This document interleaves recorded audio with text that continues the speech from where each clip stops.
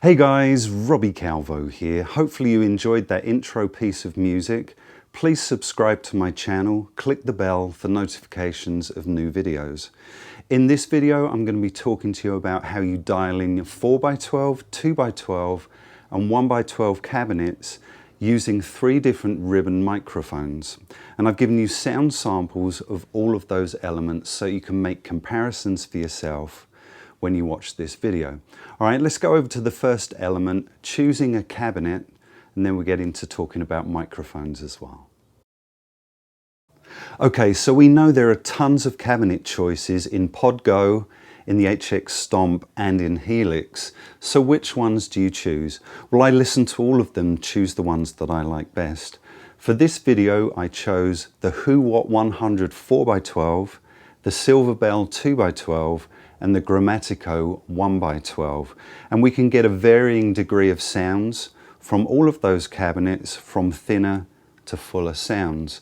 I chose 3 different microphones, all ribbon microphones, the 121, the 160 and the 4038. All right, so we've got 9 variations that I'm going to be doing demo clips of. All right, so those cabinets were chosen because I liked the sound of them first, but also they had a different variation from each other. 4x12 being really full and rich, 2x12 is great for rhythm and lead guitars, and the 1x12 is a smaller kind of sound, albeit we can still get a really meaty sound from that depending on our mic placement and the mic choices. So let's go over to the microphones and I'll talk to you about those. Okay guys, we know that we have a ton of choices when it comes to microphones and cabs in our editors. So I chose 3 microphones, all ribbon mics, 121, the 160 and the 4038. I placed them all at 1.5 inches away from all 3 of those different cabs, and that gives me a nice kind of mix of bass response, the cabinet and the room. Okay. Now, if you move the microphone closer to the cab, that's called proximity effect, and you're going to get more bass response from the speaker and the microphone. All right. If you move it further back into the room, you're going to get a wider range of the cabinet, the speaker cone, and interacting with the room. And that's going to thin out the sound a little bit as well. All right. So if your cabs are sounding thin, move the microphone closer to the cabinet and see if that's giving you the bass response that you're looking for. All right. So that's what I did, 1.5 inches away, and that gives me a great rhythm sound and a great lead sound. And again, you can vary degrees of that depending on the microphone and the cab that you choose. All right. Now let's go over and talk about low end and high end roll-offs of the frequencies. Okay, so we've got a low end roll-off and a high end roll-off on your speaker cabinets. Now a speaker frequency range is typically between 70 Hertz and 5000 kilohertz, and then it rolls off from there. So I set mine at 80 on the low end, 80 Hertz roll-off, and at 8,000 kilohertz roll-off, because it doesn't fall off the cliff at 5,000 Hertz. Obviously it's tapering off, so you're still getting upper frequencies even though it's rolling off after, say, about 5,000 kilohertz.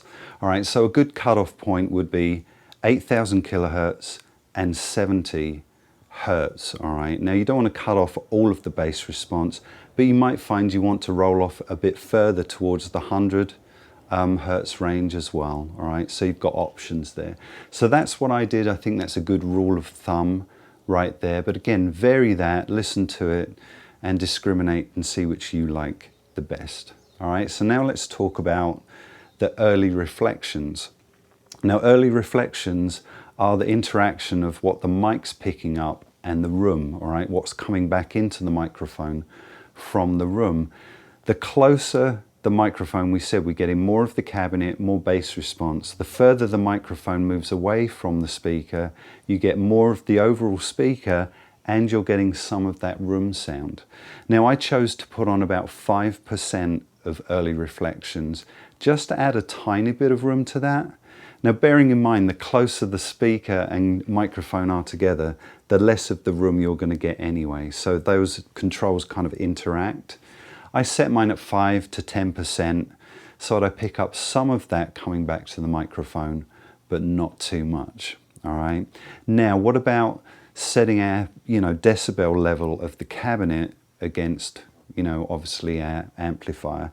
I set mine, I boosted all of the cabinets by 1 decibel, all right, 1 dB, just so I was hearing more of the cabinet for these examples that you're going to hear, all right? So you don't have to, you could set yours at, unity gain, which is just 0.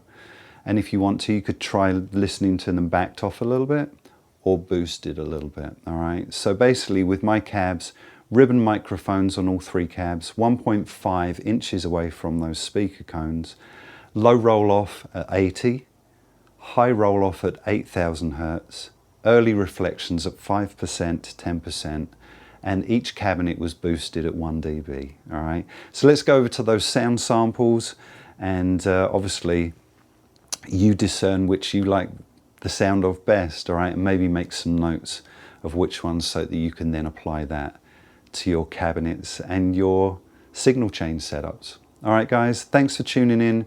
Please subscribe, click the bell. I'll see you on the next video.